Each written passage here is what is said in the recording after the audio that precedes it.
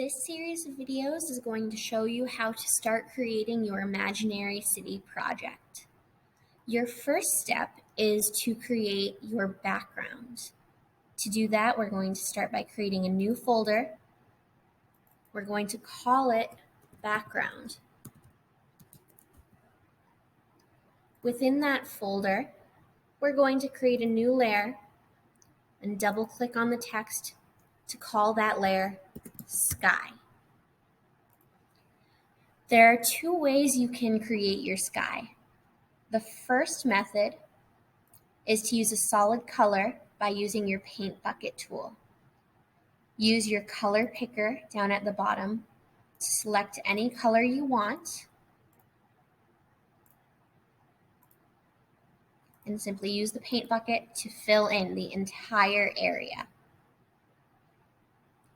The other method is to use your gradient tool. You can change the color of your gradient by clicking on this box.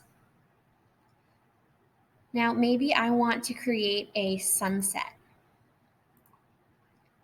So my sunset might start with a yellow color. And I might want it to fade out to a type of blue.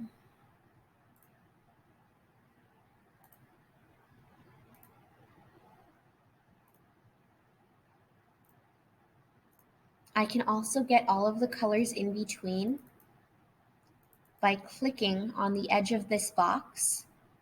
So maybe I want my color to transition to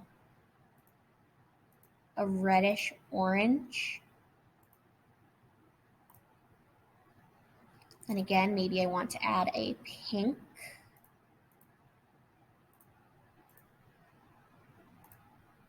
And then maybe a purple.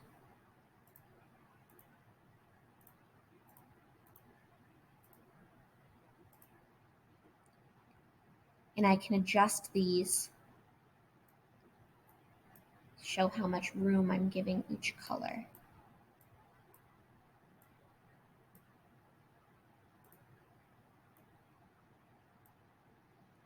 When I like what I have, I can click OK.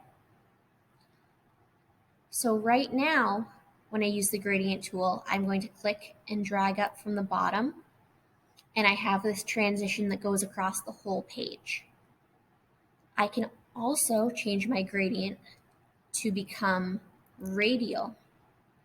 I'm going to start in the middle of my page, click and drag upward, and it looks kind of like the sun is in the center.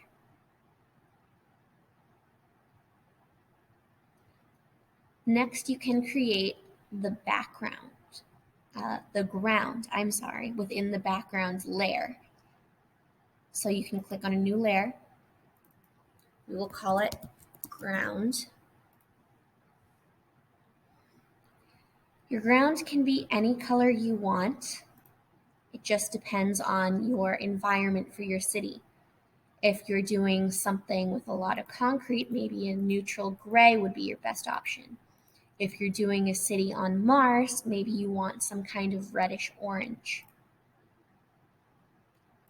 You're going to use your paintbrush tool for this step. You're going to find somewhere on your page where you want your ground to start.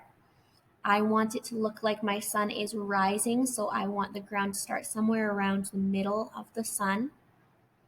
I'm going to click down on my mouse, hold Shift, and drag across my page to create a horizontal line.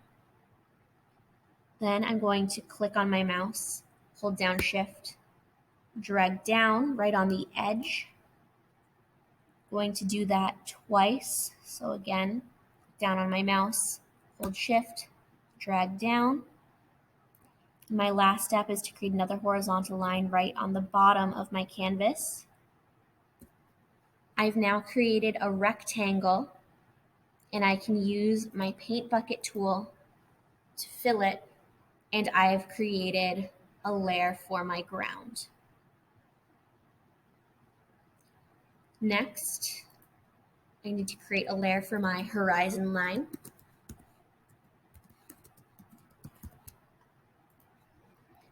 I always like my horizon line to be red. Yours can be whatever color you'd like.